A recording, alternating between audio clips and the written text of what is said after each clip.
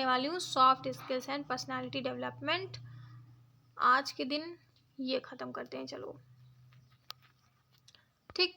So what is soft skills? Soft skills की definition है कि the way we think, the way we behave, the way we communicate, the way we speak, the way we act, the way we think.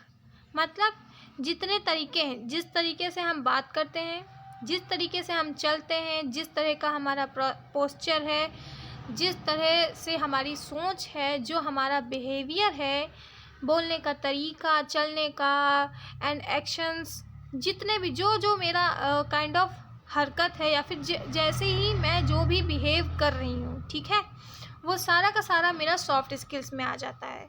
यानी एक इंसान के जो ways हैं to communicate, to behave, to think, to learn, to understand, to speak, ये सारे जो ways हैं ये सारे के सारे सॉफ्ट स्किल्स के अंदर इंक्लूड हो जाते हैं। And what is personality development? Developing our soft skills is what known as personality development. यानी मैं इन्हीं चीज़ों को, यानी जो मेरे तरीके हैं, तौर तरीक़ों को ही और ज़्यादा डेवलप करना, उनको और ज़्यादा ब्राइट वे में दिखाना या फिर ब्राइट करना, उनको और थोड़ा उभर कर सामने आना, this is what known as personality development. तो ये था सॉफ्ट स्किल्स। सबसे पहली यूनिट है very first unit is strategic thinking and listening. देखो इसमें सोचने एंड देखो थिंकिंग का मतलब सोचना और लिसनिंग का मतलब सुनना, यानी कैसे हम सोचते हैं और कैसे हम सुनते हैं, ठीक है, वो आएगा हमारा, मतलब यूनिट 1 में यही आता है, ठीक है। Strategic thinking, what is strategic thinking? Strategic thinking is the ability to plan ahead, foresee challenges and make decisions that contribute to long term goals। ठीक, यानी जो भी मेरे गोल्स सेटअप किए हैं मैंने, मतलब जो भी मेरा उद्देश्य है, उस उद्देश्य तक पहुंचने के लिए जो भी मैं प्लान कर रही हूँ, ठीक है, वो प्लान मेरी सोच के हिसाब से कैसी होनी चाहिए। ऐसा प्लान बनाना है कि हमें थोड़ा बहुत पता हो कि आगे होना क्या है, ठीक है, उसी को बोलते हैं स्ट्रेटजी। ठीक है, एक स्ट्रेटजी बनाकर चलना है अपना। अगर कोई प्लान है तो उसमें एक स्ट्रेटजी बना के चलानी है, कि यही हमें बताता है कि इसका दिमाग जो है स्ट्रेटजिक है, इसके सारे स्टेप्स जो हैं वो दिख रहे हैं, यानी वो आगे चल के क्या करेगा, वो कोई मुसीबत आ गई तो उसका कैसे वो निपटेगा उससे, वो प्लस अगर उसका डाउनफॉल है तो कैसे वो मोटिवेटेड रहेगा। ये सारी चीज़ें आ जाती हैं स्ट्रेटेजिक थिंकिंग में। यानी ये हमारी सोच को बताता है, हमारी सोच कैसी होनी चाहिए, स्ट्रेटेजिक। हम प्रोफेशनल्स हैं, हमें जो भी सोचना है वो एक ऐसे स्ट्रेटजी से लेकर चलना है जिससे कि जो हमारे प्लान्स हैं वो थोड़ा आगे चल के क्या होने वाला है, ये चीज़ हमें ऐसी प्लान में डिसीजंस लेने हैं ताकि जो मेरे बाद में आने वाला जो भी उद्देश्य है उसको पाने के लिए मुझे प्लानिंग करनी है, ठीक है। This is what strategic thinking. यानी strategic thinking is the ability to plan ahead, यानी लोगों से आके चल के प्लान करना। 1 फोर्सी चैलेंजेस, यानी अगर मैं लोगों से एक कदम आगे हूँ तो मैं फोर्सी चैलेंजेस कर लूँगी, यानी जो भी चैलेंज आने वाले हैं, फोर्सी का मतलब पहले ही देख लेना, चैलेंजेस को पहले ही भांप लेना, that is what come inside the strategic thinking. फिर जैसे ही मैंने आगे आने वाले चैलेंजेस, आगे आने वाले खतरों को भांप लिया तो उन्हीं के हिसाब से मैं फटाक से डिसीजन भी ले लूँगी, ताकि जो हमारा गोल है वो लॉन्ग टर्म तक मेरा खड़ा रहे, है ना, लाइक गिर ना जाए। उसको गिरने से बचाने के लिए एक स्ट्रेटेजिक दिमाग से, एक स्ट्रेटेजिक थिंकिंग लगा के एक बहुत ही बढ़िया लॉजिकल प्लान बनाएंगे हम लोग। This is what known as strategic thinking. Now comes constant learning and self improvement. यानी कॉन्स्टेंट लर्निंग क्या होता है, यानी हमेशा सीखते रहना। कॉन्स्टेंट मीन्स चलते रहना, लगातार, है ना। कॉन्स्टेंट यानी कि एक जो हमारी लर्निंग है उसको कैसे पक्का करना है, ठीक है, दैट इज़ पक्का, ओके। सेल्फ इम्प्रूवमेंट यानी खुद को इम्प्रूव करना, बस। Involves continuously updating knowledge and skills. Constant learning आएगी कैसे, मतलब हम टाइम टू टाइम अपनी जो लर्निंग है उसको कैसे लगातार रखेंगे, कैसे लाइन पर बने रहेंगे। तो लाइन पर बने रहने के लिए सबसे पहले हमको जितनी भी नॉलेज है हमारी, जितनी नहीं मतलब अपनी फील्ड की जो भी नॉलेज है उसके लिए मुझे अपडेटेड रहना पड़ेगा। मतलब मेरे पास कांस्टेंट लर्निंग के लिए सबसे पहले नॉलेज को अपडेटेड रहना, मतलब मेरे पास जो भी नॉलेज है उसको अपडेटेड रखना है, तभी तो मैं कांस्टेंट लर्निंग कर पाऊँगी।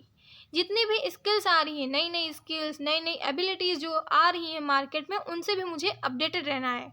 ठीक है, मुझे रीडिंग बुक्स करना है, यानी बुक्स को पढ़ते रहना है, तभी तो मैं समझ पाऊँगी कि ये बात थी, ये हमारे पहले हो चुका है, ये इन्वेंशन अब आया है, हम अपने इन्वेंशन इसमें से नए नए आइडियाज़ कैसे निकाल सकते हैं, वो रीडिंग बुक से आएगा। अटेंडिंग वर्कशॉप्स जो मतलब ऑनलाइन वर्कशॉप्स भी मिल जाती हैं, कभी कभी फ्री मास्टर क्लासेस भी मिल जाती हैं, वो हम अटेंड कर रहे हैं। ठीक है, यानी अपनी अपॉर्चुनिटीज़ को हाथों से जाने नहीं दे रहे हैं। जितनी अपॉर्चुनिटीज़ हमको मिल रही हैं हम उनको सबको लेते जा रहे हैं एंड अपने स्टेप वाइज स्टेप ग्रो करते जा रहे हैं और ख़ुद को अपडेटेड रख रहे हैं। ठीक है, जो भी एक्सपीरियंसेस हैं उनसे हम लर्न कर रहे हैं। ठीक है, यानी जितना भी हमने एक्सपीरियंस किया, ठीक है, अभी हम लोगों ने फाइल बनाई फंडामेंटल की, ठीक है, तो उसमें कैसे फ़ोटो काटने हैं, किस स्टेप के सामने कौन सा फ़ोटो लगेगा, ये एक एक्सपीरियंस ही तो था। इससे हमें सीखने को मिला है कि अगर आगे चल के हमें कोई भी ऐसी प्रोजेक्ट फाइल बनानी पड़ गई तो अब हमने सीख लिया, लर्निंग फ्रॉम एक्सपीरियंस, यानी इस वाले एक्सपीरियंस से अब हमने लर्न कर लिया है कि फ़ाइल कैसे बनती है। अब सर अगर बताएं ना बताएं तब भी काम बन जाएगा। हम लोग सेकेंड सेमेस्टर एंड आगे आने वाले सेमेस्टर्स की फ़ाइल खुद ही बना सकते हैं। वाई? क्योंकि हमने कांस्टेंट लर्निंग की है, हमने उस एक्सपीरियंस से सीख लिया है कि फ़ाइल बनेगी कैसे।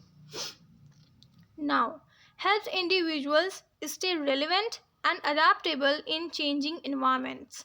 कांस्टेंट लर्निंग और जो सेल्फ इम्प्रूवमेंट है वो हमारी मदद कैसे करता है। अगर हमारे पास कांस्टेंट लर्निंग है, यानी हम हर एक चीज़ में अपडेटेड हैं, हर एक्सपीरियंस से कुछ ना कुछ सीख रहे हैं, बुक्स पढ़ रहे हैं, सोशल मीडिया पे टेक्निकली थोड़ा सा एक्टिव है एंड सारा अपना वर्कशॉप्स अटेंड कर रहे हैं, मास्टर क्लास, कॉलेज, हर चीज़ में एकदम सोशली अपडेटेड है। ठीक, तो वो हमें मदद किस चीज़ में करता है? इट हेल्प्स अस इन इस स्टेइंग रेलिवेंट, यानी अगर हमारे सामने कुछ नया टॉपिक ला के रख दिया गया तो हम ऐसा नहीं होंगे ओह ये क्या हुआ, ये कौन सा टॉपिक है। नो, हमें तो पहले से ही पता है। ठीक है, तो रेलिवेंट रहने का मतलब अगर हमारे पास कुछ नई इन्फॉर्मेशन आई है तो उसमें तुम बोलने लायक हो, इतना तुम्हें पता है, आप रेलिवेंट हैं, आप उसको जानते हैं, रिलेट कर पाएंगे और बता पाएंगे। ठीक है, आप अडेप्टेबल हो जाएंगे चेंजिंग इन्वायरमेंट्स। जैसे ही आपको न्यूज़ मिलती रहेगी, ठीक है, अपनी इन्वायरमेंट की तुम्हें न्यूज़ मिलती है, ठीक है, कि आज ये हमारी सोफिया नाम की AI रोबोट जो है वो लॉन्च हुई है ना। हमारे जो काइंड ऑफ हॉस्पिटल के जितने ऑपरेशंस हैं उनको भी अब रिप्लेस करने वाला है AI। यानी ऐसी जो न्यूज़ होती हैं, इन सारी न्यूज़ को पढ़ के तभी तो हम अडेप्टेबल हुए हैं AI से, वरना अगर हम अपडेटेड ही नहीं रहते तो हमको कैसे पता चलता कि AI जो है मार्केट में रूल करने वाली है। हमें तो ऐसे ही पता चला ना, इधर उधर से ही तो पता चला, यानी कि अब उसी हिसाब से हम ढल जाएंगे। ठीक है, जैसे ही हमको पता चला कि हाँ AI तो मार्केट में फैल रही है तो उसी हिसाब से हम अडाप्ट हो जाएंगे, उसी हिसाब से AI की तरफ झुकने लगेंगे और AI में अपने आप को और थोड़ा सा इन्हेंस करने लग जाएंगे। ठीक है, तो अडेप्टेबिलिटी लाता है। अब देखो अचानक से हमको कभी पता चलता अरे AI हॉस्पिटल में भी आ गया, ठीक है, तो ऐसे हम लोग चौंक जाते। बट अब हम अडेप्टेड हैं, हमें पता है, हमें धीरे धीरे पता है कि AI की तरफ कैसे क्या हो रहा है। So this is what adaptable in changing environments. अगर हमारी मार्केट में अचानक से कोई चेंज आता है तो हम लोगों को पहले से ही पता होगा, हम पहले से अडेप्टिव रहेंगे उसके लिए, तो कोई चिंता करने की ज़रूरत ही नहीं रहेगी। बीइंग प्रोएक्टिव, प्रोएक्टिव का मतलब है कि तैयार रहना, मतलब जो होने वाला था हमको पहले ही पता था। प्रोएक्टिव यानी एक्टिव भी रहना है और एक्टिव से रहने से भी पहले एक्टिव रहना है। मतलब कि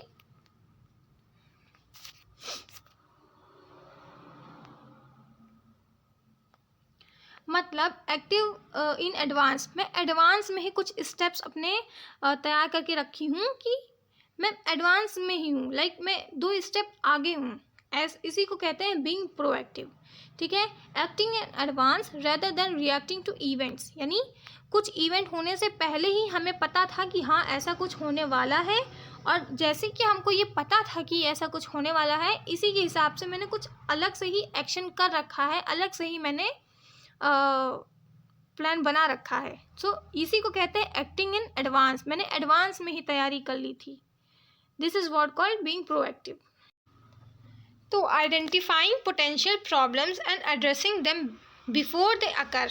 तो बीइंग प्रोएक्टिव का मतलब है कि एडवांस में ही स्टेप उठा लेना, पहला ये चीज़, और दूसरा यानी जो पोटेंशियल प्रॉब्लम्स हैं, यानी आगे आने वाली जो प्रॉब्लम्स हैं उनको पहले ही पहचान लेना, आइडेंटिफाई कर लेना, और उसके बाद उनको पहले ही यानी प्रॉब्लम के पढ़ने से पहले ही उनका खात्मा कर देना is what known as being proactive. Okay, now next topic, understanding counter argument. Counter argument होता है कि सामने देखो, इसमें 2 टीम्स होती हैं। ठीक है, there are 2 teams in counter arguments, 2 से ज़्यादा भी टीम हो सकती हैं। तो एक ये है, एक ये है। ठीक है, ये टीम ए और ये टीम बी। ओके, तो काउंटर आर्ग्यूमेंट्स में क्या होता है कि जो आर्ग्यूमेंट है, अगर ये वाला बी वाला कुछ बोल रहा है और हम लोग ए साइड पे हैं, तो बी वाला बोल रहा है और उसकी बातों को हम लोग एनालाइज कर रहे हैं, एक्टिव लिसनिंग के थ्रू सुन रहे हैं। उसके बाद उसका पूरा सुन लिया, अब उसके बाद मुझे अगर कुछ और इसको बताना है, तब मैं उसमें बताऊंगी, यानी टोकूंगी। What is known as counter argument, टोकना। लाइक एक इश्यू पे बात चल रही है, यानी किसी एक मुद्दे पर पूरी बात चल रही है। ठीक है, बात चल रही है, टीम बी जो है कुछ अपना बता रही है। ठीक है, और उसी में से हम भी जो मतलब एक्टिव लिसनिंग मैं कर रही थी और मैंने टीम बी की पूरी बात सुन ली है, उसके बाद मैं अपना पॉइंट ऑफ व्यू देना चाहती हूँ। ठीक है, यानी कि एक ही बात पर लोगों का जो पॉइंट ऑफ व्यू है, उन सब का पॉइंट ऑफ व्यू होना और उन्हीं सभी लोगों में से अपना पॉइंट ऑफ व्यू प्रेजेंट करना ही कहलाता है काउंटर आर्ग्यूमेंट।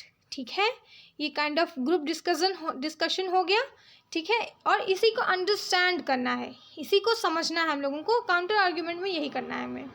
ठीक, तो काउंटर आर्ग्यूमेंट में सबसे पहले लिख देंगे कि टीम बी की बात पूरी ध्यान से सुन के देन अपनी बात, अपना पर्सपेक्टिव अच्छे से शांत माहौल से सामने रखना is what known as counter argument. ठीक है, इसमें ability to look at an issue from multiple angles, यानी किसी एक मुद्दे पे बात हो रही है तो उसी मुद्दे पर बात करने के लिए डिफरेंट एंगल से उस वाले इशू को देखना और फिर उन्हीं सारे मुद्दों को उठाकर उन पर डिस्कशन करना ही कहलाता है counter argument. Helps strengthen your own perspective and improved decision making.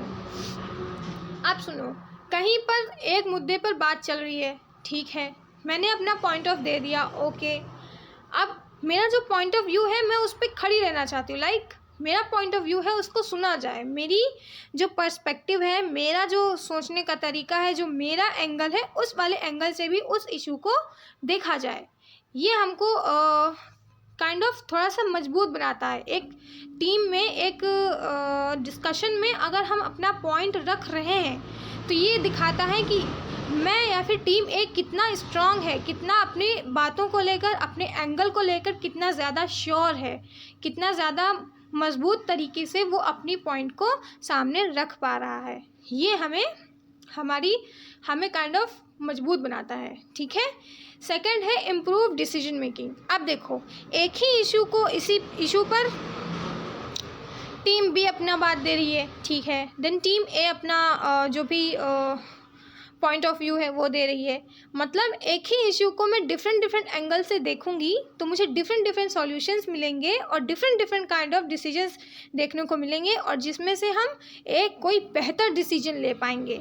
मतलब कि अगर एक ही बात को करने के लिए 3-4 लोग हमारे पास हों और हम उस पर आराम से डिस्कस करें, काउंटर आर्ग्यूमेंट डेवलप करें, तो इससे हमारी जो डिसीजन मेकिंग होगी वो बहुत ही तगड़ी होगी, बहुत ही एफिशिएंट और इम्प्रूव्ड होगी। डन।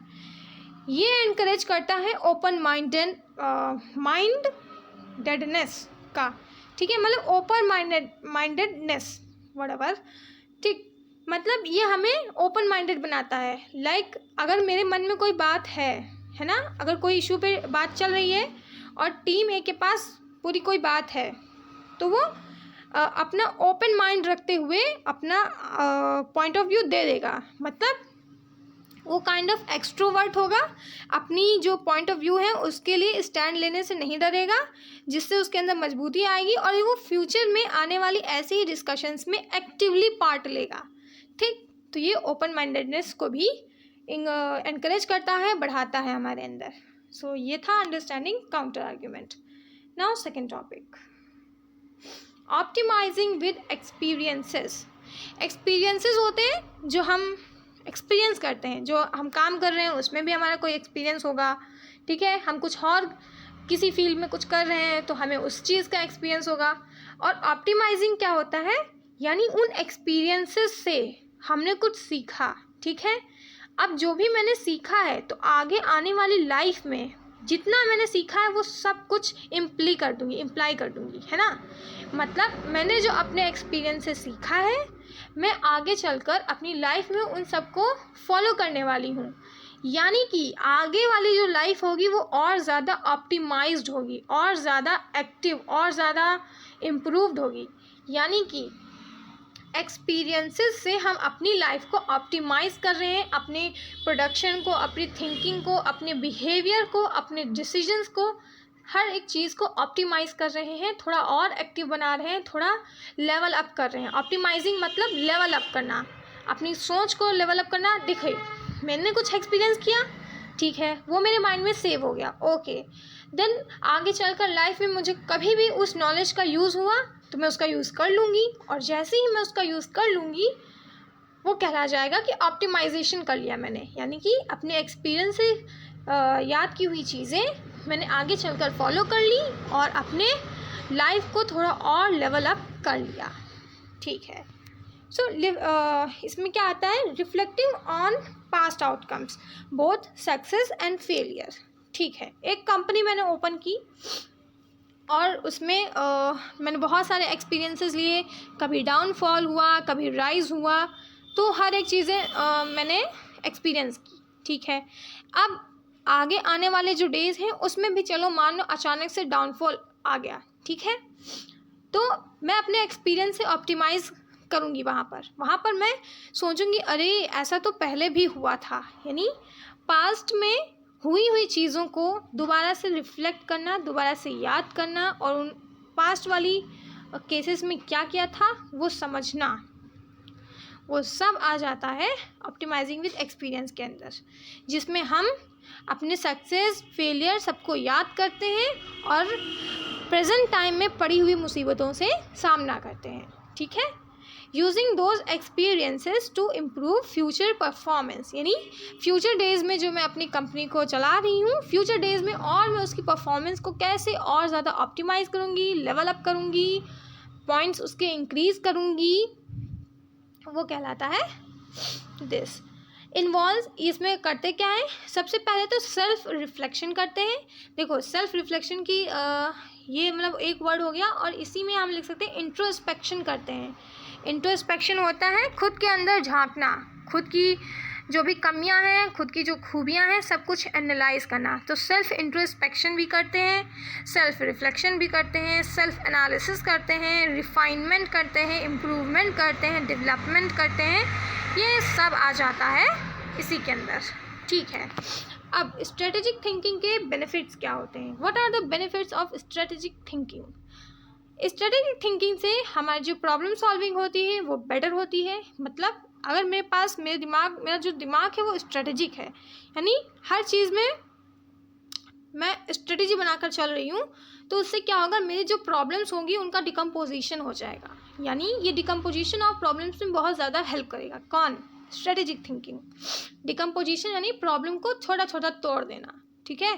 तो प्रॉब्लम को तोड़ने में मदद करेगा स्ट्रेटेजिक थिंकिंग, फर्स्ट। सेकंड, जो हमारी प्लानिंग की एबिलिटी होती है, यानी प्लान बनाने की जो हमारे पास काइंड ऑफ क्षमता होगी, वो और ज़्यादा स्ट्रांग होती चली जाएगी। इम्प्रूव्ड लीडरशिप स्किल्स, अगर मेरे पास प्लान्स हैं, अगर मेरे पास प्रॉब्लम को तोड़ देने के सॉल्यूशंस हैं, यानी एक स्ट्रेटेजिक दिमाग है, तो मैं बहुत ही बढ़िया लीडरशिप कर सकती हूँ, मैं एक ग्रुप की बहुत ही अच्छी लीडर बन सकती हूँ। So this is what benefits of strategic thinking. इससे हम प्रॉब्लम तोड़ सकते हैं, फर्स्ट। सेकंड, प्लानिंग कर सकते हैं, डन। और अपनी लीडरशिप की जो स्किल्स हैं उनको और ज़्यादा लेवल अप कर सकते हैं। नेक्स्ट इसकी हेल्पिंग है, मतलब स्ट्रेटेजिक थिंकिंग से हम फोरकास्टिंग कर सकते हैं। फोरकास्टिंग काइंड ऑफ भविष्यवाणी कर सकते हैं, है ना। फोरकास्टिंग मतलब आगे आने वाली चीज़ों को पहले ही थोड़ा सा समझ बूझ के बता देना, ठीक है। यानी कि जो आगे आने वाले रिस्क हैं, जो आगे आने वाली अपॉर्चुनिटीज़ हैं, ठीक है, यानी आगे आने वाले जो मेरे पास नए नए रास्ते हैं, आगे आने पाने के लिए जो नए नए चीज़ें हैं, वो आगे आने के जो खतरे हैं, वो भी, इन सब की हम लोग भविष्यवाणी कर सकते हैं अगर हमारे पास एक स्ट्रेटेजिक दिमाग है, एक स्ट्रेटेजिक थिंकिंग वाली पावर है। इससे हम आगे आने वाले हर एक रिस्क का, हर एक अपॉर्चुनिटीज़ सबको एनालाइज करके बढ़िया से खात्मा कर सकते हैं और अपॉर्चुनिटीज़ का फ़ायदा ले सकते हैं। Now comes planning with mind mapping.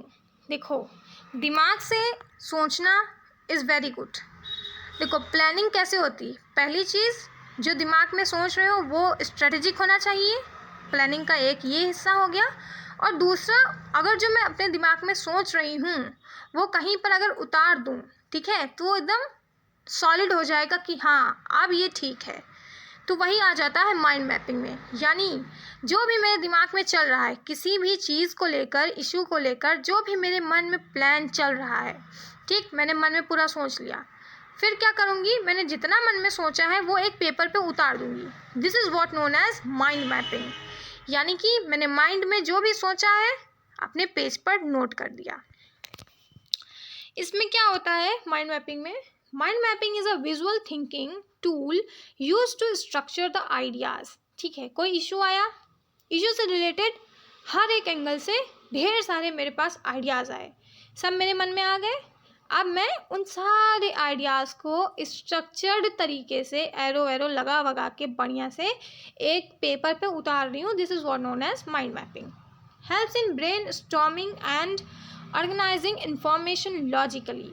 ठीक है, मेरे मन में जितने भी आइडियाज़ आए हैं, माइंड मैपिंग से क्या करूँगी, मैं उन सारे आइडियाज़ को ऑर्गेनाइज कर लूँगी, अपने ब्रेन को थोड़ा और चला लूँगी। ब्रेन स्टॉर्मिंग यानी कि अपने ब्रेन को इतना ज़्यादा एक्टिव बना दूँगी कि हर एक आइडिया कुछ छूटा नहीं पाएगा, है ना। धीरे धीरे मैं लिखती चली जाऊँगी, ब्रेन में स्टॉर्म की तरह से, यानी धुआंधार तरीके से आइडियाज़ आते रहेंगे और मैं वो पेपर पे नोट करते चली जाऊँगी। ठीक, यानी इस तरह से मैं इन्फॉर्मेशन को बहुत ही अच्छे से लॉजिकली एक पेपर पे लिख पाऊँगी। इसका सबसे ज़्यादा यूज़ होता है प्रेजेंटेशंस में, यानी अगर मैंने कोई प्रोडक्ट बनाया है और मुझे उसे अब लॉन्च करना है और इन्वेस्टर्स का मन मुझे खींचना है अपनी ओर, लाइक मुझे इन्वेस्टर्स के जो मन में चल रही हैं बातें, ठीक है, और उनको इन्वेस्ट करने के लिए मुझे मनाना है, तो सबसे अच्छी चीज़ है प्रेजेंटेशन अच्छी तैयार करना। यानी प्रेजेंटेशन को अगर मैंने माइंड मैपिंग के थ्रू बना लिया तो इन्वेस्टर्स हम लोगों से बहुत ही ज़्यादा अट्रैक्ट हो जाएंगे और इन्वेस्ट करने के लिए राज़ी हो जाएंगे। ठीक है, ये राइटिंग में भी काम आता है, परसुएसिव राइटिंग में भी हम माइंड मैपिंग का यूज़ कर सकते हैं। डिसीजन मेकिंग में तो हर एक चीज़, यानी कि अगर सॉफ्ट स्किल में अगर किसी का भी फ़ायदा है ना, तो डायरेक्ट डिसीजन मेकिंग हम लोग लिख सकते हैं। वाई? क्योंकि at the end of the लेते क्या है, हम अपनी जो भी हम लोगों का काम है, जो भी हम लोगों की सोच है, जितना भी हम लोगों के पास पावर है, उन सब से करते क्या हैं, लास्ट में लेते तो एक डिसीजन ही है ना। तो इसीलिए अगर कुछ भी आए, राइट द बेनिफिट्स, तो हम डायरेक्ट उसमें लिख सकते हैं कि डिसीजन मेकिंग। ठीक है, नेक्स्ट है लिसनिंग स्किल्स। ठीक है, यानी देखो, जैसे बोलने की स्किल होती है ऐसे ही सुनने की भी स्किल होनी चाहिए, ठीक है। अब लिसनिंग एंड हियरिंग में फ़र्क क्या है ये भी आता है। तो हियरिंग क्या होता है, नेचुरल एबिलिटी है, ठीक है, वो हम आते जाते सुन लेते हैं, है ना, मतलब हमें सुनाई क्या देता है, सब कुछ सुनाई देता है, तो वो सब आ जाता है हियरिंग में, ठीक है। हियरिंग में क्या होता है, हमारे सिर्फ कान सुन रहे हैं, माइंड नहीं सुन रहा अभी भी, मतलब माइंड तो अपना काम कर रहा है, अभी माइंड के अंदर कुछ प्रॉपर थिंकिंग नहीं चल रही है, लेकिन कान अपना सुनता जा रहा है। सो दिस इज़, ये आ जाएगा पासिव लिसनिंग में। हियरिंग एक प्रकार की पैसिव लिसनिंग है, इसमें सिर्फ हमारे कान एक्टिव होते हैं, माइंड नहीं, ठीक है। नेक्स्ट, लिसनिंग क्या होता है, इसमें क्या होता है कि हमारे कान तो बिजी हैं सुनने में, हमारे कान सुन रहे हैं, हमारा माइंड जो है अटेंशन, पूरा माइंड जो है एक्टिवली उसको सुन रहा है, माइंड जो है प्रोसेस भी कर रहा है, जो इन्फॉर्मेशन निकल पा रही है सामने वाले की बातों से सब कुछ एब्जॉर्ब कर करके जाकर स्टोर भी कर रहा है। यानी लिसनिंग में माइंड प्लस हियरिंग आ जाएगा, और हियरिंग में सिर्फ हियरिंग ही रहता है, यानी हियरिंग में सिर्फ कान का चल रहा है, कान सब कुछ सुन रहा है, बात खत्म। लिसनिंग में क्या होगा, दिमाग भी सुनने लग जाएगा, याइक समझ गए होंगे अब। Next, maintaining eye contact. Listening में सबसे ज़्यादा इम्पॉर्टेंट होता है आई कॉन्टैक्ट, ठीक है। आई कॉन्टैक्ट से बहुत कुछ ऐसे ही सॉल्व हो जाता है, ठीक है। तो आई कॉन्टैक्ट भी क्या चीज़ है, लाइक, है ना, आई कॉन्टैक्ट की पावर होना भी एक बहुत ही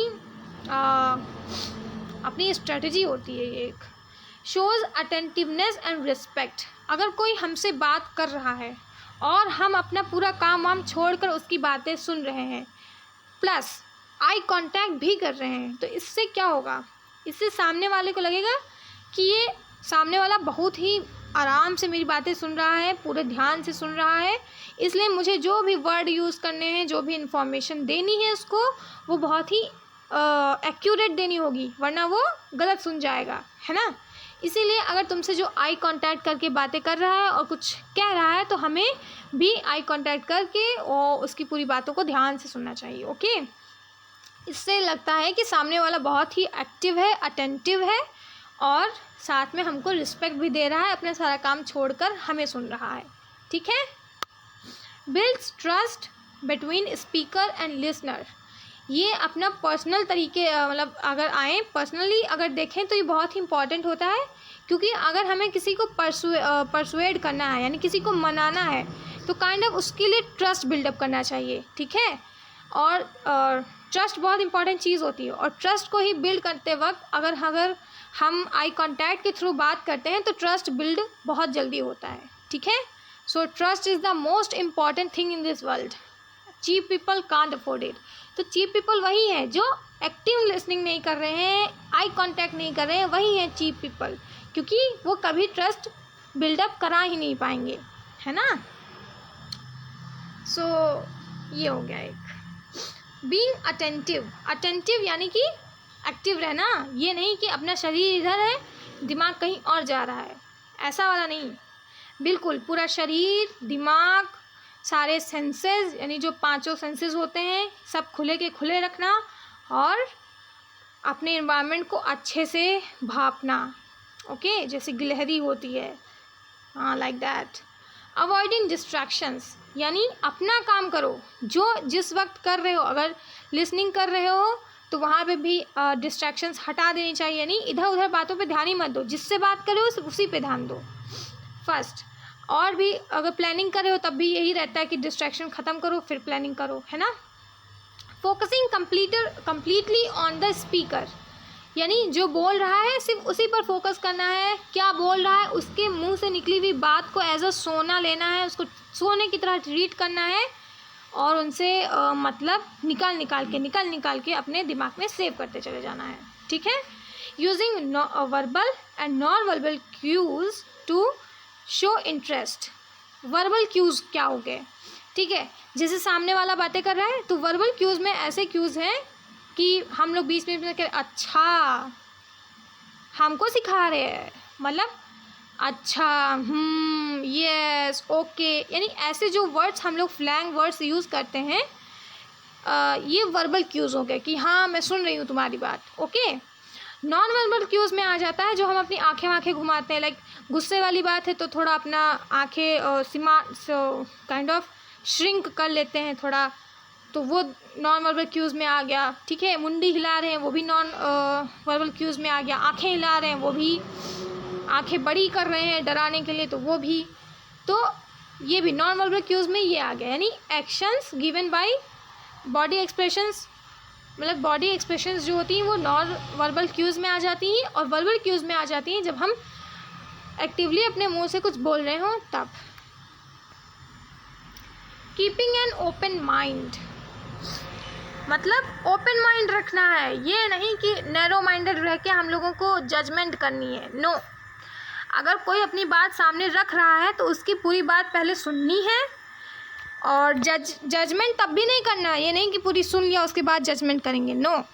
हमें जजमेंट करना ही नहीं है, हमें अपने तरफ से 100% सामने वाली की बात पूरी एनालाइज करके सुन के अपने अंदर तक ही रखना चाहिए, लाइक जजमेंट नहीं करना चाहिए, no judgements, simple. Open mind में ये रहना कि तुम ये कह रहे हो, ओके आई एक्सेप्ट इट, ये कह रहे हो तुम, okay I am not accepting it, and not I am not, मैं उसको जज भी नहीं कर रही हूँ, चलो एक्सेप्ट भी नहीं कर रही हूँ, बट येस रेस्पेक्टफुली तुम्हारी बात को मैं सुन रही हूँ। This is what known as open mind. Open mind वाले पर्सन कैसे होते हैं, उनके सामने कुछ भी जाके बोल दो, लाइक और वो क्या करेंगे, पहली बात तो जज नहीं करेंगे, यानी कि तुमको उस तुम्हारी बात के बेसिस पे तुम्हें समझाने नहीं लग जाएंगे कि काइंड ऑफ तुम्हें जज नहीं करेंगे, सिंपल, ठीक है।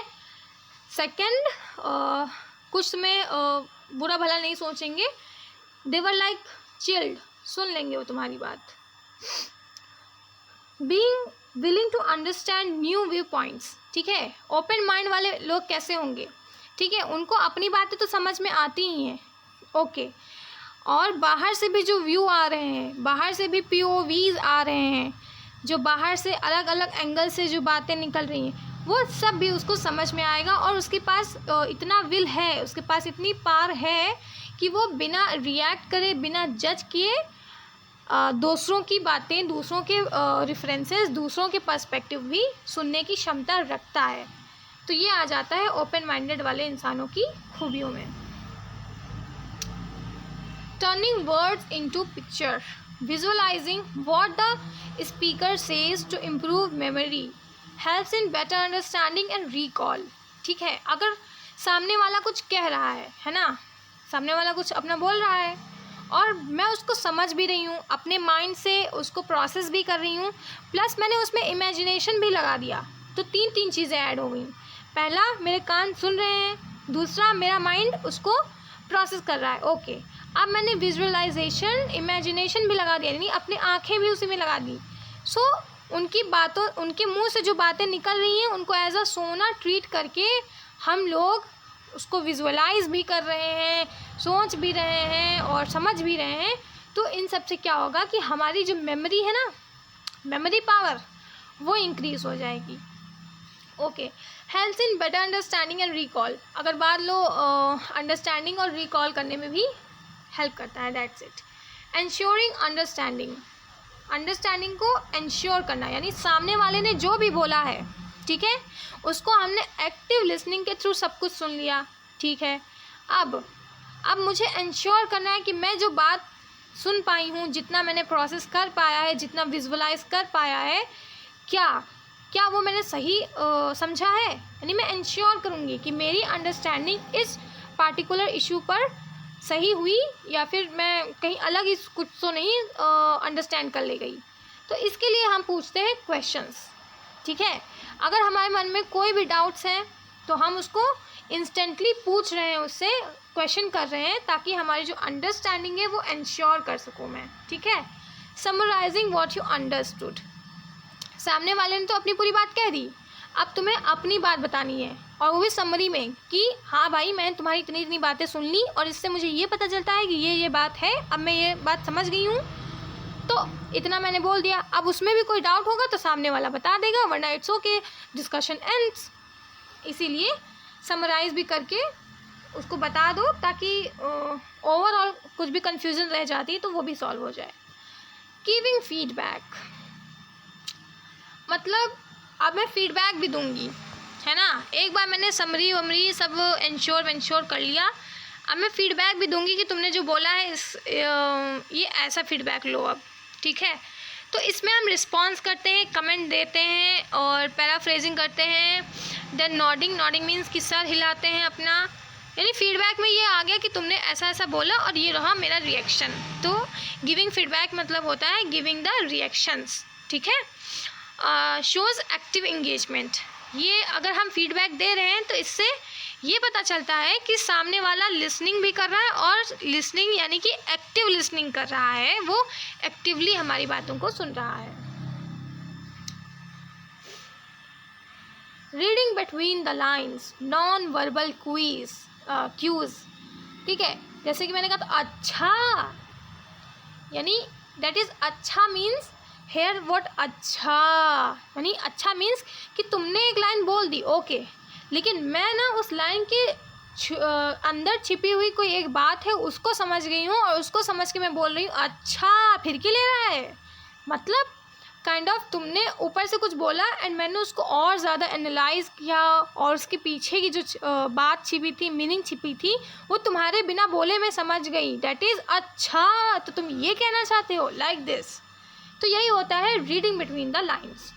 Understanding tone, gestures, facial expressions helps interpret hidden meanings, यानी कि रीडिंग बिटवीन द लाइन्स होता है कि सामने वाले ने कोई एक लाइन कह दी है और मैं उस लाइन की अंदर छिपी हुई हिडन मीनिंग को समझ गई हूँ, उसको मैंने इंटरप्रेट कर लिया। इंटरप्रेट मतलब समझ जाना, ठीक है। अब कैसे समझूंगी, और जो बोलने वाले की टोन है उससे समझ जाऊंगी, जो बोलने वाला है वो किस तरह का मुंह बना के बता रहा है मुझे बातें, उससे समझ जाऊंगी। उसके फेस पे क्या एक्सप्रेशन है उसको देख के मैं जान जाऊंगी कि ये ओवरऑल इस चीज़ की बात कर रहा है ना। तो ये था reading between the lines. Understanding what is not being directly said, यानी जो डायरेक्टली हमसे बोला नहीं गया है फिर भी उसको समझ जाना। This is what known as reading between lines. अब आता है active listening and passive listening.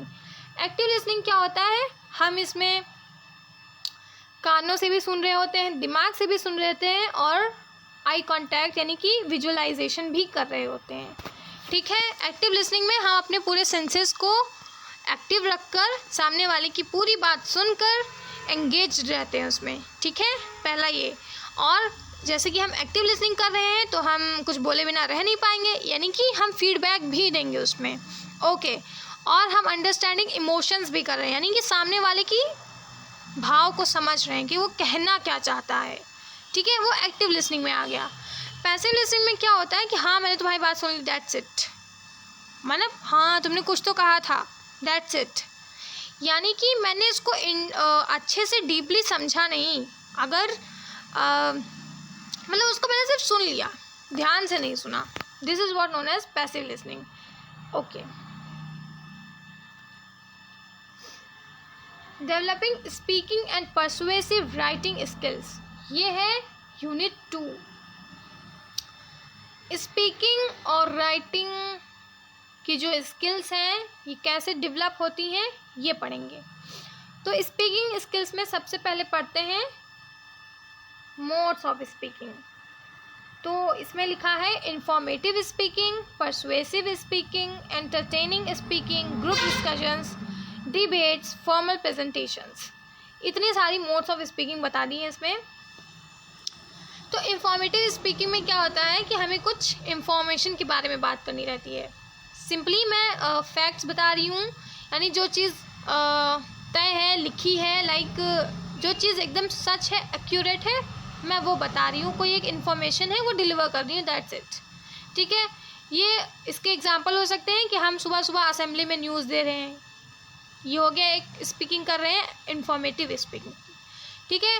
और सुबह सुबह जो वो होता है जीके की क्विज़ होती हैं, ठीक है, वो आ गया इंफॉर्मेटिव स्पीकिंग में, डन। फिर ये सब आ जाती है इंफॉर्मेटिव स्पीकिंग में, ठीक है। Now comes persuasive speaking. आप देखो मैं किसी को कन्विंस करने के लिए कुछ बात कर रही हूँ, ठीक है, कन्विंस करना, यानी किसी सामने वाली जो पार्टी है ना, टीम, इसमें क्या होता है, टीम ए ऐसे बात करती है घुमा फिरा के कि सामने वाला जो है यानी टीम बी उसे कन्विंस हो जाए, उसकी बात मान ले, हाँ कहे वो, ठीक है। उसी में आ जाता है persuasive speaking. Now comes entertaining speaking. Entertaining speaking यानी जो हंसी मजाक वाली बातें होती हैं, लाइक हम ग्रुप में बातें कर रहे हैं, इसके एग्जांपल में ग्रुप वाले बातें हो गए, ठीक है। और नेक्स्ट हम ऐसे एंटरटेनिंगली कुछ बोले दे रहे हैं, वो हो गया स्पीकिंग, यानी ऐसी स्पीकिंग जिसमें ज़्यादा दिमाग नहीं लगाना पड़ रहा है, हम एंटरटेनमेंट के लिए बोलते जा रहे हैं। इसमें हम नैरेटिव स्पीकिंग भी ले आएंगे। क्यों? क्योंकि एंटरटेनिंग में क्या रहता है, हम अपनी कहानी सुना रहे हैं, किसी और की कहानी सुना रहे हैं, तो नरेशन वगैरह कर रहे हैं, तो वो एंटरटेनिंग स्पीकिंग में आ जाएगा, ठीक।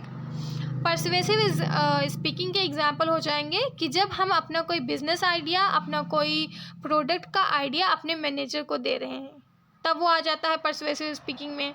सेकंड, जो मैं हमेशा बताती हूँ कि इन्वेस्टर्स को ऐसी प्रेजेंटेशन दिखा रहे हैं जिससे वो इन्वेस्ट करने के लिए राज़ी हो जाए, तो वो आ जाएगी पर्सुएसिव स्पीकिंग में, ठीक है।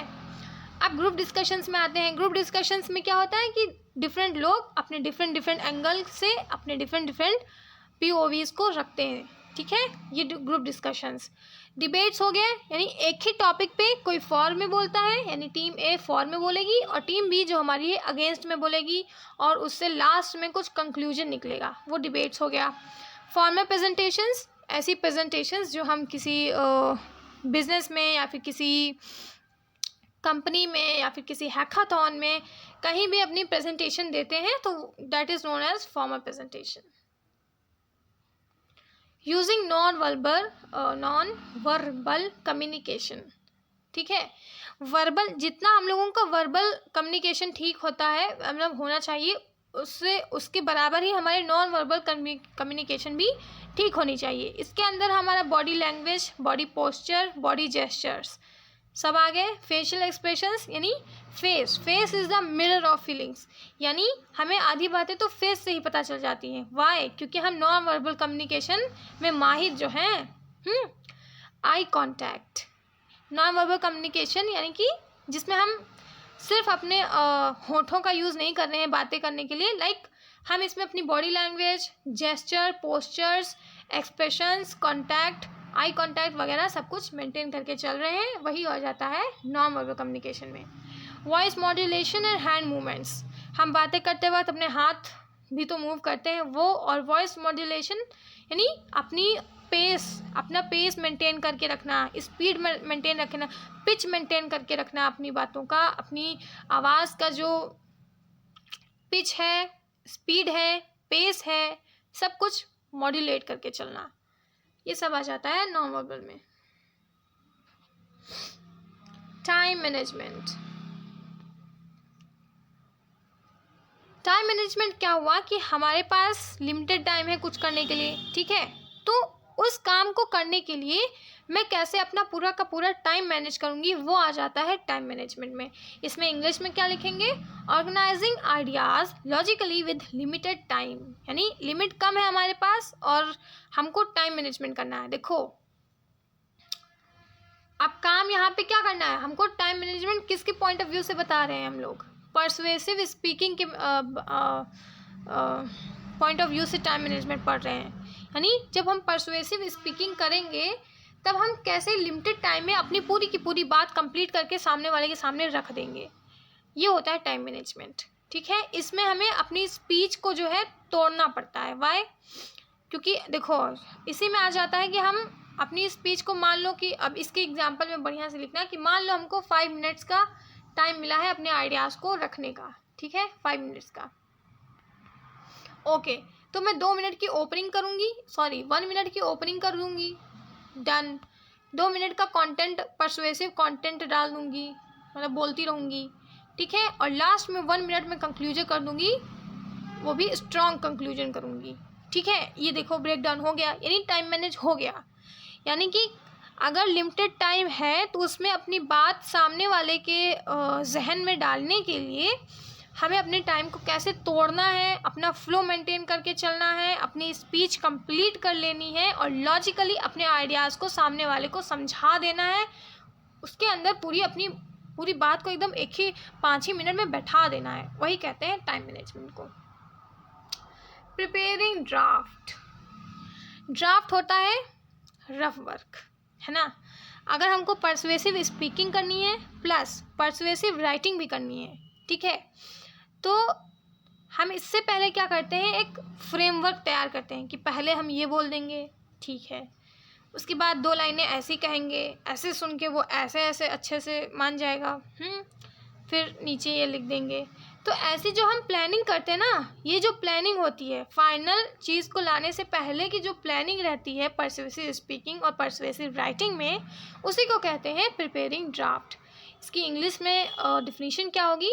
Preparing draft means creating an outline before speaking और राइटिंग, यानी बोलने और लिखने से पहले हम जो रफ वर्क या फिर अपने माइंड में जो एक आउटलाइन तैयार करते हैं, फ्रेमवर्क तैयार करते हैं, उसी को बोलते हैं कि हमने एक ड्राफ्ट बना लिया है, बस अब हमको उसमें खाल डालनी है। लाइक मैंने हड्डी से पूरा स्केलेटन बना लिया है, अब उसमें पूरा उसको शेप देने के लिए उसमें स्किन डालनी है, मसल्स डालने हैं उसके अंदर, ठीक है। Includes introduction, main points, supporting examples and conclusions, ठीक है। तो जैसे हमें 5 मिनट का टाइम मिला है तो 2 मिनट इंट्रोडक्शन का, 1 मिनट, फिर 2 मिनट हम पॉइंट्स में डाल देंगे, फिर आधा मिनट हम कुछ एक बढ़िया सा तड़कता झड़कता एग्जाम्पल डाल देंगे, और फिर लास्ट में आधा मिनट ऐसी तगड़ी एंडिंग करेंगे कि टीम बी जो है तुरंत मान जाएगी। ये कहलाते हैं ये। पेसिंग क्या होता है? पेसिंग मतलब कि स्पीड मेंटेन करना, ठीक है। अपनी जो स्पीच दे रहे हो, सामने वाले को जो मना रहे हो, उसके लिए अपनी स्पीड को मेंटेन करके चलना। हमें ज़्यादा तेज़ भी नहीं बोलना है, तेज़ इन द सेंस कि जल्दी जल्दी नहीं बोलना है कि एक वर्ड पूरा कंप्लीट भी नहीं हुआ जा रहा है और एंड हुआ जा रहा है। नो, हमें पेसिंग मेंटेन करके चलना है। अपनी जो बात है आराम से बोलना है, ज़्यादा आराम से नहीं बोलना है और ज़्यादा तेज़ नहीं बोलना, बीच में बोलना है कि सामने वाला कॉम्प्रीहेंड कर ले, सामने वाला समझ जाए, ठीक है। हेल्प्स मेंटेन ऑडियंस अंडरस्टैंडिंग, यानी ऑडियंस यहाँ पर इस समय मेरे पास टीम बी थी, यानी टीम ए अगर टीम बी से बात कर रही है तो टीम बी का जो अंडरस्टैंडिंग है उसके हिसाब से मुझे बोलना है। अगर मान लो टीम बी थोड़ा धीमे सुनती है तो मुझे क्या करना पड़ेगा, अपनी आवाज़ को थोड़ा हाई वॉल्यूम करना पड़ेगा, ठीक है। और जो टीम बी वाला है वो थोड़ा मेरी बातों को समझ नहीं पा रहा है तो मैं अपनी पेसिंग थोड़ी सी स्लो कर दूंगी, यानी आराम से अपनी बातें करने लग जाऊंगी। यानी कि अपने ऑडियंस की अंडरस्टैंडिंग के हिसाब से अपनी जो बोलने की स्पीड है उसको मेंटेन करना is what known as pacing. Set the pace. Pronunciation, correct stress, intonation and clarity. Pronunciation यानी जो भी मैं बोल रही हूँ, बोलने का जो लहजा है ना, उसको करेक्ट करके रखना। What is known as pronunciation? Pronunciation is the way we are speaking और taking the words out of our mouth, ठीक है। यानी अपने मुंह से जो हम बोल रहे हैं उसको हम किस तरीके से बोल रहे हैं, that is what known as pronunciation. इससे हमारा स्ट्रेस कम होगा। Correct stress, intonation and clarity, यानी किसी भी वर्ड को बोलते वक्त किस वर्ड पे ज़्यादा स्ट्रेस करना है। जैसे कि प्रोनाउंसिएशन ही चलो मुझे बोलना है तो पी मैं पूरा खुल के बोल रही हूँ, प्रा, फिर रा देखो मैंने अच्छे से नहीं बोला, प्रन, ओ मेरा पहले निकल गया, प्रन, ठीक है, प्रोनाउंसिएशन, ठीक। फिर ये देखो कितनी देर तक बोला, फिर शन झम से बोल दिया। यानी इसी बीच बीच में जो स्ट्रेस मेंटेनेंस हो रही है, कुछ तेज़ बोल रही हूँ, कुछ धीमे बोल रही हूँ, कुछ झम से बोल रही हूँ, सो स्ट्रेस मेंटेन करना, इंटोनेशन, टोन मेंटेन करना बेसिकली, और क्लैरिटी यानी कहाँ कहाँ क्लैरिटी डालनी है, यानी प्रोनाउंसिएशन, तो शन में क्लैरिटी डाल रही हूँ मैं, ठीक है। तो अपने बोलने की जो किसी भी वर्ड को किस स्टाइल से बोलना है, this is what known as pronunciation. इससे क्या होता है कि अवॉइडिंग मदर टंग इन्फ्लुएंस, ठीक है, यानी मदर टंग, यानी जो हम लोग की हिंदी वाली, अभी तो इस वक्त तो हिंदी है, तो जो हिंदी है हम लोगों की, उसको अवॉइड करने के लिए इंग्लिश में ज़्यादा अच्छे से एफिशिएंट बोलने के लिए हमें अपना प्रोनाउंसिएशन भी ठीक करना होगा, जो कि मेरा नहीं ठीक है, मैं ठीक करूँगी। प्रैक्टिसिंग, मुझे लगा कि प्रैक्टिसाइजिंग लिखा है, तो प्रैक्टिसिंग, ठीक है। तो practice makes a man perfect. Regular practice improves fluency यानी कि बोलने का जो लहजा है, इसको मेंटेन करने के लिए रेगुलर प्रैक्टिस करनी पड़ेगी। Recording speech and reviewing it helps in self improvement, यानी कि जो मैं स्पीच रिकॉर्ड, मतलब अपना जो भी मैंने प्रैक्टिस कर रही हूँ ना, तो प्रैक्टिस के वक्त मुझे क्या करना है कि अपनी जो भी मैं बोली हूँ उसको रिकॉर्ड कर लिया, ठीक है, रिकॉर्ड करके रख लिया। नाउ मैं उसको रिव्यू कर रही हूँ, देख रही हूँ कि कहाँ पर मैंने गलत बोला है, और जैसे ही मुझे यहाँ पे पता चला कि गलत बोला है तो मैं उसको सही कर लूँगी। So this was known as this is what known as self improvement. और भी किस चीज़ की? स्पीकिंग की।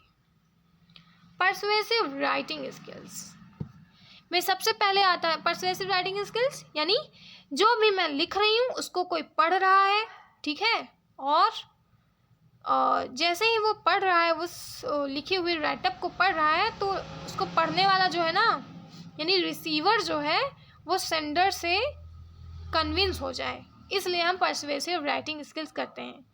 सो we use persuasive writing skills to convince the receiver, यानी रिसीवर को कन्विंस करने के लिए सेंडर जो भी लिखता है उसको इतना परसुएसिव बना देता है कि सामने वाला मान जाए। तो पहला होता है बिल्डिंग आर्ग्यूमेंट। बिल्डिंग आर्ग्यूमेंट में क्या होता है? प्रेजेंटिंग अ क्लियर ओपिनियन, ठीक है, अपना जो बात रखनी है तुमने, वो तुम्हें क्लियरली बता देनी है कि ये मेरी बात है, मतलब स्टेटमेंट बढ़िया से लिख देनी है, ठीक है। फिर अब मुझे अपने पॉइंट को, अपने ओपिनियन को, अपने पर्सपेक्टिव को, अपने POV को, पॉइंट ऑफ व्यू को बढ़िया से एक्सप्लेन करना है। कैसे? सबसे पहले उसको दोगे एविडेंस, यानी कि जो मैं बोल रही हूँ, देखो ये सही बोल रही हूँ, क्योंकि इसके सपोर्ट में ये एविडेंस है मेरे पास। एविडेंस मतलब कि सबूत, ठीक है, हो गया। फैक्ट्स यानी कि सच्चाई, फैक्ट माने कि real thing, real information, accurate चीज़, ठीक है। तो अपने ओपिनियन को मैं एक एक्यूरेट इन्फॉर्मेशन से जोड़ रही हूँ, एक फैक्ट से जोड़ रही हूँ, जिससे मेरी जो POV है वो थोड़ा स्ट्रांग हो जाएगी, ठीक है। कुछ एग्जांपल्स भी डाल रही हूँ मैं, ताकि वो थोड़ा परसुए क्या हो सके, कन्विंस हो सके, परसुएड कर सकूँ मैं उनको। अंडरस्टैंडिंग कल्चरल कॉन्टेक्स्ट, ठीक है, मैं जिसको भी लिख रही हूँ, ठीक है, सेंडर इसमें क्या रखता है? Understanding cultural context. तो इसमें क्या सेंडर क्या करता है? रिसीवर्स की जो बिलीव्स हैं, यानी रिसीवर को पहले से ही वो देख लेगा कि कैसा रिसीवर है मेरा, ठीक है। रिसीवर के जो बिलीव्स हैं, रिसीवर जिस बात से जल्दी मान जाएगा, ऐसी वाली चीज़ों को अपने राइटअप करते वक्त अपने मन में ये रखना कि नहीं, ये तो रिसीवर को गुस्सा दिला देगा, नो ये रिसीवर के खिलाफ हो जाएगा, नो ये रिसीवर के सपोर्ट में होना चाहिए। तो इन सब चीज़ों को देखकर, रिसीवर की पूरी रिस्पेक्ट करके जब हम राइटिंग करते हैं, तब उसी को बोलते हैं कि मैं उसका कल्चरल कॉन्टेक्स्ट अंडरस्टैंड कर रही हूँ। Writing in a manner appropriate for the audience यानी कि जो रिसीवर है वो हमारी बातों को अप्रोप्रिएट, यानी मतलब मेरी जो बातें वो अप्रोप्रिएट होंगी, ठीक है। ये नहीं कि मैंने कुछ inappropriate, out of the box कुछ, मतलब आउट ऑफ द बॉक्स चलेगा, पर वो इनअप्रोप्रिएट नहीं होना चाहिए, हमेशा सही होना चाहिए। अप्रोप्रिएट मतलब सही, ठीक है। तो इस तरह से लिखना है कि जो भी मैं लिख रही हूँ वो सही लिखा हो, मेरी टीम B के लिए या फिर ऑडियंस के लिए या फिर रिसीवर के लिए घातक साबित ना हो। तो ये हम उसमें डाल देते हैं अंडरस्टैंडिंग कल्चरल कॉन्टेक्स्ट में।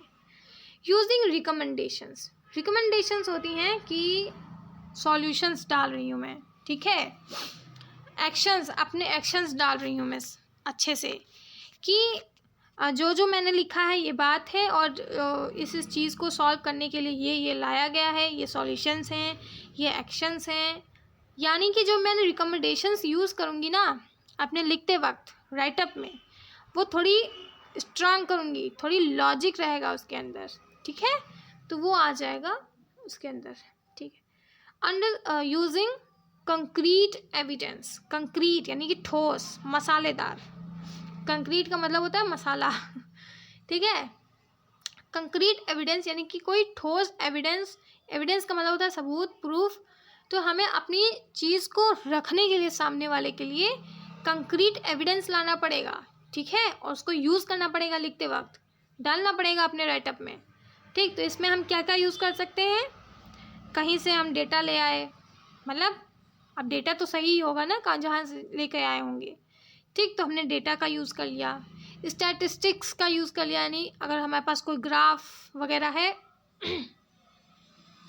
तो वो यूज़ कर लिया, कहीं केस स्टडी हुई होगी तो मैंने वो अपना स्टिक करा दिया अपने राइटअप में, ठीक है। किसी फेमस पर्सनालिटी ने, किसी फेमस एक्सपर्ट ने अपना कोई ओपिनियन रखा हो, उसको लाके मैंने चीप दिया अपने राइटअप में। तो इन सब चीज़ों से क्या होता है कि थोड़ा वो मसालेदार बनेगा, थोड़ा वो कंक्रीट हो जाएगा कि हाँ कुछ तो सही है इसमें। सो इन दिस वे हम अपनी पर्सुएसिव राइटिंग को करते हैं। काउंटरिंग पर्सपेक्टिव्स, काउंटरिंग यानी कि अपोजिट, ठीक है, अपोजिट पर्सपेक्टिव्स, ठीक है, यानी जो अपोजिट वाली चीज़ें हैं उनको भी एड्रेस करके चल रही हूँ मैं, ठीक है। मैं लॉजिकली अपनी बात को रख रही हूँ, प्लस जो अपोजिट वाली बातें हैं उनको भी लॉजिकली हैंडल कर रही हूँ, वो आ जाएगा काउंटरिंग पर्सपेक्टिव्स में। प्रेजेंटिंग लॉजिकल रीब्यूटल्स, लॉजिकल रीब्यूटल्स, रीब्यूटल्स मतलब उसने मतलब जो अपोजिट वाली टीम की बातें हैं, ठीक है। अब मैं जो अपने एंड से जो बातें लिख रही हूँ वो लॉजिकल रीब्यूटल्स होगा। रीब्यूटल मतलब कि मैं जो उसको रिप्लाई दे रही हूँ ना वो थोड़ा लॉजिकल रहेगा, लॉजिकल, रीब्यूटल मीन्स रिप्लाई, जो भी रिप्लाई दे रही हूँ वो लॉजिकल रहेगा, ठीक है, तो वो उसी के अंदर आ गया। Logical opening, body and close, opening भी धमाकेदार होनी चाहिए, कंटेंट भी धमाकेदार होना चाहिए, और एंडिंग तो धमाकेदार होनी ही चाहिए, ठीक है। तो ये लॉजिकल ओपनिंग होती है, और बॉडी और क्लोज भी। Opening hook plus thesis, hook plus thesis, thesis मतलब जो मेरा मेन पॉइंट है, जो मेरी मेन बात है वो थीसिस के अंदर आ गई। हुक, हुक में हम थोड़ा सा ग्रीटिंग वगैरह और अपने थीसिस, ओपनिंग कैसी होनी चाहिए, शॉर्ट एंड कैची।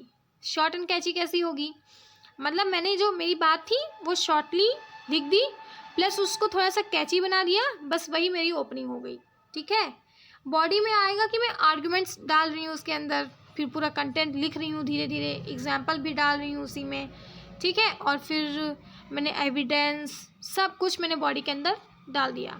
फिर जब मैं कंक्लूजन करूँगी यानी क्लोजिंग, क्लोजिंग में आता है कंक्लूजन, और कंक्लूजन कैसा होना चाहिए, एक पावरफुल समरी होनी चाहिए, ठीक है। कंक्लूजन मतलब क्या होता है कि निचोड़ कर कुछ बताना, ठीक है। तो मैंने पूरी बात जो भी ऊपर लिखी है उस सबको पूरा निचोड़ कर थोड़ा सा बचाया है और उसको लिखा, देन मैंने उसी में लास्ट में लगा दिया कि कॉल फॉर एक्शन, यानी कि कॉल मतलब कॉल करने वाला कॉल नहीं, कॉल फॉर एक्शन नहीं। अब मैंने इतनी बातें हैं और ये कंक्लूजन है, पूरा मतलब ये निकला है ओवरऑल, और इसको देखकर आप कुछ निर्णय लें, ये होता है कॉल फॉर एक्शन। यानी मैं उनको बता रही हूँ कि ये बात थी, कंक्लूजन भी हो गया और अब आपको स्टेप लेना है, ठीक, that is what called call for action. Using typography and highlights, तो टाइपोग्राफी क्या होता है, टाइपो मतलब टाइपिंग, ग्राफी माने टाइपिंग का रिप्रेजेंटेशन, ग्राफिकल, थोड़ा थोड़ा हो गया ना, यानी अपनी टाइपिंग को थोड़ा ग्राफिकल बनाना यानी थोड़ा सा स्टाइलिंग करना, ठीक है, वो सब देख गए। टाइपोग्राफी में आता है कि जो भी मैं लिख रही हूँ उसको कैसे स्टाइल कर रही हूँ, वो आ गया टाइपोग्राफी में। और हाइलाइट्स में क्या आ जाएगा कि मैं जो मेरे मेन पॉइंट्स हैं उनको काले पेन से लिख रही हूँ, हल्के वाले जो पॉइंट्स हैं वो मैं नीला नीला लिख रही हूँ, ये आ जाता है हाईलाइट्स में, ठीक है। तो इसमें मैं क्या क्या यूज़ कर लेती हूँ, हेडिंग्स का यूज़ करती हूँ, बुलेट पॉइंट्स का यूज़ करती हूँ, इटैलिक्स में लिखती हूँ, यानी अगर मुझे किसी चीज़ पर ध्यान से ज़्यादा जोर देना है तो मैं उसको थोड़ा टेढ़ा करके लिख दूँगी। इटैलिक्स में क्या होता है, थोड़ी सी जो राइटिंग होती है टेढ़ी हो जाती है, ठीक है, तो टेढ़ा करके लिख दूँगी, यानी उस वाली चीज़ को वो पहले ही देख लेगा, ठीक है। और मुझे थोड़ा और यूनिक दिखाना है तो उसको बोल्ड भी कर दूँगी, मोटा भी कर दूँगी उसको, ठीक है। ये हो जाता है। इन्हेंसेस रीडेबिलिटी, इससे क्या होता है, जो रीडिंग के लिए जो ज़्यादा एफर्ट नहीं लगाना पड़ता, हमको सब पहले से ही दिखने लग जाता है उसमें है क्या, ठीक है। हेल्प्स एम्फसाइज इम्पॉर्टेंट पॉइंट्स, यानी जो इम्पॉर्टेंट पॉइंट्स हैं इन पर ज़्यादा जोर डालने के लिए हम टाइपोग्राफी का यूज़ करते हैं, ठीक है। Unit 3, persuasive presentation and self assessment. Persuasive presentation, 10 minute interactive argument on slides, ठीक है। हमने जो प्रेजेंटेशन तैयार की है उसको मैं 10 मिनट में कैसे इंटरेक्टिव बनाकर ख़त्म कर दूंगी, ठीक है। मतलब अपने प्रेजेंटेशन मतलब होता है कि पीपीटी तैयार करना, यानी स्लाइड्स तैयार करना, ठीक है।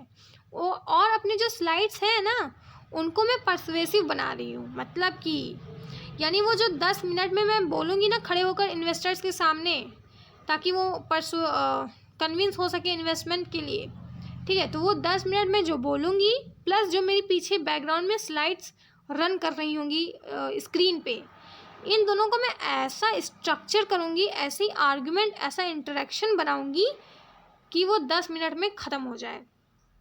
इसमें क्या होगा कि हम अपने जो भी मेरे आइडियाज़ हैं, जो भी मेरा प्रोडक्ट है या फिर जो भी मेरा बिजनेस आइडिया है उसको मैं एक स्ट्रक्चर्ड मैनर में प्रेजेंट करूँगी।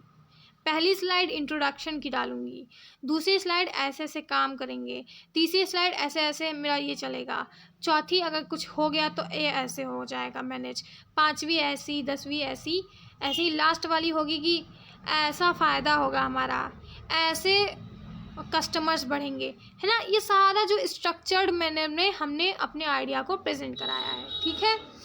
Using visuals, charts, examples, charts का यूज़ करेंगे कि 10 सालों से कंपनियां ऐसे ऐसी जगह पर इस तरह से इवॉल्व हो रही हैं, ठीक है, ये लिख देंगे।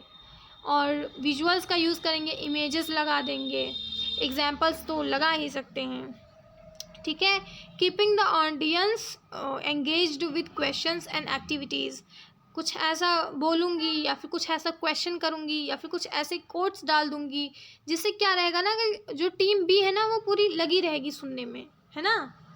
तो इसके लिए भी अट्रैक्टिंग एंड परसुएडिंग ऑडियंस, अपने ऑडियंस को अट्रैक्ट करना प्लस उनको कन्विंस करना, ये करूँगी। Using story telling techniques, story telling techniques में क्या आ जाता है कि मैं जो अपना आइडिया है वो इसको ऐसे स्टोरी की तरह उनको परोस के दूँगी, ठीक है, कि वो बस स्टोरी सुने और मेरे पूरे आइडिया को कॉम्प्रीहेंड करके अपने समझ लें और फिर बाद में कन्विंस हो जाएं, ठीक है। Using emotional and logical appeals, appeal करते हैं ना, रिक्वेस्ट्स, ठीक है। तो हम जो अपनी रिक्वेस्ट रखेंगे ना सामने वो थोड़ी इमोशनल और उससे भी ज़्यादा लॉजिकल रखेंगे, यानी कि जो मेरी मांग है, जो मेरी डिमांड है, जो मेरा रिक्वेस्ट है वो बिल्कुल लॉजिकल है, बिल्कुल लेजिटिमेट है। लेजिटिमेट मतलब मांगने लायक है, एकदम लीगल है वो, लीगल लॉजिकल है वो, मतलब उसको मांगा जा सकता है। ये नहीं कि मैं कुछ अंट शंट मांग रही हूँ, नो, मेरी जो रिक्वेस्ट है वो इमोशनल में थोड़ा रखूँगी कि सर प्लीज़ सर, ये इमोशनल हो गया, और लॉजिकल ये रहेगा कि सर आप ऐसा मेरी बात मानेंगे तो ये ऐसा होगा, ठीक है। तो वो लॉजिकल यहाँ पे मैंने बता दिया कि मेरी जो बातें रहेंगी लॉजिकल रहेंगी, लेजिटिमेट रहेंगी, लीगल रहेंगी। Maintaining confidence, clarity and eye contact, कहीं भी प्रेजेंटेशन दे रहे हो, कुछ भी कर रहे हो तो आई कॉन्टैक्ट तो मस्ट है। क्लैरिटी यानी अपनी बातों में क्लियर रखो, मतलब सामने वाले को कुछ डाउट हो ऐसा मौका ही मत रखो, उसके डाउट आने से पहले ही उसका डाउट क्लियर हो जाए आपकी बातों से, ऐसी क्लैरिटी रखो अपनी बातों में, ठीक है।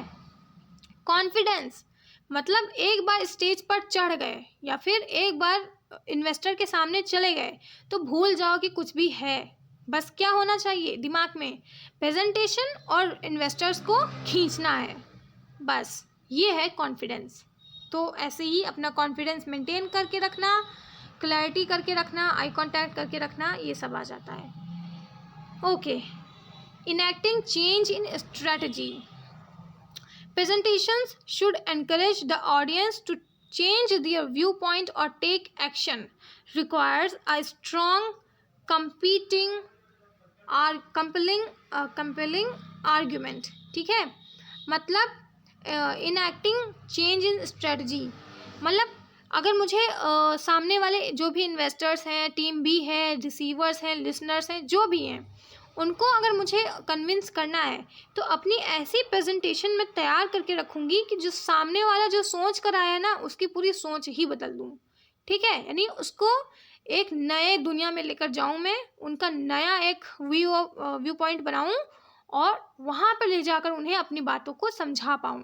इस तरह से मुझे अपनी प्रेजेंटेशंस बनानी है। ठीक है, यानी presentation should encourage the audience to change their view point. Their यानी ऑडियंस खुद का व्यू पॉइंट चेंज करे।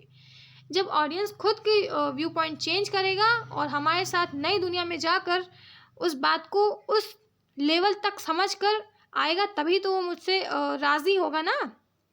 इसीलिए इसके लिए एक ऐसी आर्ग्यूमेंट, बहुत ही स्ट्रॉन्ग आर्ग्यूमेंट होनी चाहिए, कॉन्फिडेंट आर्ग्यूमेंट होनी चाहिए और कंपेलिंग होनी चाहिए, थोड़ा कंपेलिंग होनी चाहिए, यानी कि थोड़ा खींचने टाइप की, है ना, कि उगलवा लें, मनवा लें, ऐसी बातें होनी चाहिए हमारे मुंह से जो निकलेंगी। ठीक है, providing a course of action, offering clear steps और recommendations for the problem discussed. ठीक है, यहाँ पे प्रॉब्लम लिखा है, but we can write here like for the idea we discussed, for the business idea, for the product launch we discussed, है ना। यानी अपने जो इशू है या फिर जो भी टॉपिक है जिस पर डिस्कस किया गया है उस तक पहुंचने के लिए क्लियर स्टेप्स अगर मैं दे दूं, बेबी स्टेप्स, है ना, कि पहले हम लॉन्च करेंगे, फिर कस्टमर तक जाएगा, कस्टमर ऐसे हमको पे करेगा, इस तरह से हम अपनी प्रोडक्टिविटी बढ़ाएंगे और फिर हमारा जो कंपनी का ग्राफ है वो ऊपर तक जाएगा। ठीक है, यानी इस तरह से हम स्टेप्स उसको बताते चले जाएंगे कि लॉन्च करेंगे, फिर उसके बाद धीरे धीरे कस्टमर्स बढ़ेंगे, ये होगा ये होगा, यानी पूरे स्टेप्स मैंने बता दिए हैं, बस उनको राज़ी होना है, बाकी तो संभाल ही लेंगे। ये आ जाता है ऑफरिंग क्लियर स्टेप्स और रिकमेंडेशंस पे। Okay, now comes self assessment. Self assessment होता है खुद का, मेरा खुद का, यानी इंडिविजुअल, ये इंडिविजुअल लेवल पे होता है, यानी इंडिविजुअल जो है वो खुद पे खुद को झांकता है, खुद की चीज़ें एनालाइज करता है, खुद में जो उसकी कमियां हैं, खूबियां हैं, इन सब को वो असेसमेंट करेगा, उसको थोड़ा सा देखेगा। ठीक है, this comes under the self assessment. इसमें सबसे पहले होता है कि सेल्फ इवेल्युएशन पैरामीटर्स क्या होते हैं, मतलब अगर हमको सेल्फ इवेल्युएशन करना है, यानी खुद की खूबियाँ पहचाननी है, अब मुझे अपने आप को नंबर देने हैं कि मैं इस चीज़ में ऐसी हूँ, इस चीज़ में ऐसी हूँ, यानी अब नंबर्स देना है। ठीक है, तो इसमें क्या होता है, सबसे पहले हम पैरामीटर्स यानी कि इन बेसिस पे अपना इवेल्युएशन कर रहे हैं। तो पहला बेसिस है स्ट्रेंथ ऑफ आर्ग्यूमेंट, मतलब एक आर्ग्यूमेंट करने की मेरे पास ताकत कितनी है, ये पहला पैरामीटर है, इसमें हम अपने आप को नंबर देंगे। ठीक है, मिल गया। क्लैरिटी ऑफ मैसेज, यानी जो मैं मैसेज दे रही हूँ या फिर किसी से मैसेज जो भी अंडरस्टैंड कर रही हूँ उसमें क्लैरिटी कितनी है, इसमें नंबर देंगे। यूज़ ऑफ स्ट्रक्चर, यानी कि मैं अपने दिमाग से सोच कर जो भी बना रही हूँ, जो भी लॉजिकली प्लान कर रही हूँ, उसको मैं अच्छे से यूज़ कर पा रही हूँ ना, यानी जो मैंने सोचा है वो कर पा रही हूँ ना, इस तरह की चीज़ें आ जाती हैं यूज़ ऑफ स्ट्रक्चर में, उसका नंबरिंग देना। ठीक है, 10 आउट ऑफ, ऐसा होता है ना 10 आउट ऑफ 10 और 9 आउट ऑफ 10, ऐसे अपने आप को नंबर्स देना। Verbal and non verbal communication मेरी अच्छी है, चलो ठीक, लेकिन किस हद तक अच्छी है, 8 आउट ऑफ 10 है या 1 आउट ऑफ 10 है या फिर 0 आउट ऑफ 10 है, इस तरह से इवेल्युएशंस करते हैं। ऐसे साथी जो हमें इवेल्युएशन करेंगे और हमारी कमियां, खुलकर पूरा अच्छे से बताएंगे, हमारी कमियां, तारीफ़ें, व्हाटएवर सब कुछ अच्छे से करेंगे। रिसीविंग फीडबैक्स फ्रॉम क्लासमेट और ऑडियंस। हाँ, ऑडियंस का भी चलेगा, क्योंकि ऑडियंस भी थोड़ी अपनी हो जाती है जब अपने पे आती है तो, ठीक है। तो यानी कि अपने क्लासमेट्स, अपने ऑडियंस, अपने कलीग्स, अपने दोस्त, इन सब से भी अपना फीडबैक लेकर फिर अपने मतलब की चीज़ें या फिर अपना इवेल्युएशन अपना करके फिर वो जो चीज़ें होती हैं वो पीयर इवेल्युएशन होती है, यानी अदर पीपल से उनके फीडबैक्स को लेना अपने ऊपर, ऐसे बताते हैं। Helps identifying blind spots and areas for improvement.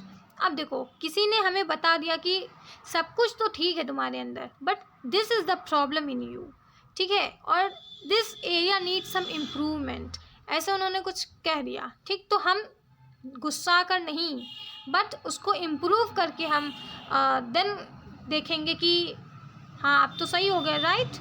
यानी कि इनसे हमें अपनी छुपी हुई जो काइंड ऑफ लिमिटेशंस हैं, अपनी जो होते ना प्रोज एंड कॉन्स, क्या होता था, अपनी जो कमियां हैं वो पता चल जाती हैं और हम उनको इम्प्रूव कर ले जाते हैं। पीयर एवेल्युएशन से ये होता है। सिंथेसाइजिंग ऑब्जर्वेशंस, यानी summarising main lessons from feedback reflecting on personal performance, ठीक है। यानी हमने अपनी प्रेजेंटेशन दे दी, अपनी स्पीच दे दी, जो भी हमने करना था हमने कर दिया। अब जो ऑडियंस है या फिर जो सामने वाला इंसान है, जो भी है, हमको आकर फीडबैक दे रहा है कि इतना ठीक है, ये ठीक है, दैट नॉट ठीक है, ठीक है। उन्होंने पूरा अपना फीडबैक दे दिया, कमेंट कर दिया। अब मैं उन कमेंट से कैसे लेसन्स को समझ रही हूँ, कैसे मैंने उस पूरी चीज़ को समराइज़ किया और उससे अपना जो जस्ट है वो मैंने निकाल लिया, ठीक है। जो उसका वो होता है ना, लाइक रस जो है उसका मैंने निकाल लिया, ठीक है, जो भी वो कहना चाह रहे थे। रिफ्लेक्टिंग ऑन पर्सनल परफॉर्मेंस, ठीक है। अब उनकी बातों से मैंने उनका सुना फीडबैक वगैरह, और अपने आप को मैंने खुद ही जज किया, अपने आप को सेल्फ इवेल्युएशन भी यहीं पे आ गया कि सब कुछ मैंने अपनी परफॉर्मेंस देख ली, और अब उससे हम आगे चलकर फ़ायदा लेंगे, ठीक है। सॉर एनालिसिस, ठीक है। तो ये एक पावरफुल टूल है जिससे हम अपनी पूरी प्लानिंग को मेंटेन करके चलते हैं, ठीक है। तो एस से होता है स्ट्रेंथ। इससे क्या होता है कि स्ट्रेंथ में क्या होता है कि हम अपनी काबिलियत, हम अपनी स्ट्रेंथ, हम अपनी खूबियों को पहचानते हैं, यानी जो हमारे अंदर पहले से ही है और हम उसमें माहिर हैं, वो चीज़ पहचान गए, ठीक। अब अपॉर्चुनिटीज़ देखेंगे कि कहाँ पे हम अपनी उस स्ट्रेंथ को लगा सकते हैं और डेवलप करा सकते हैं, ठीक है।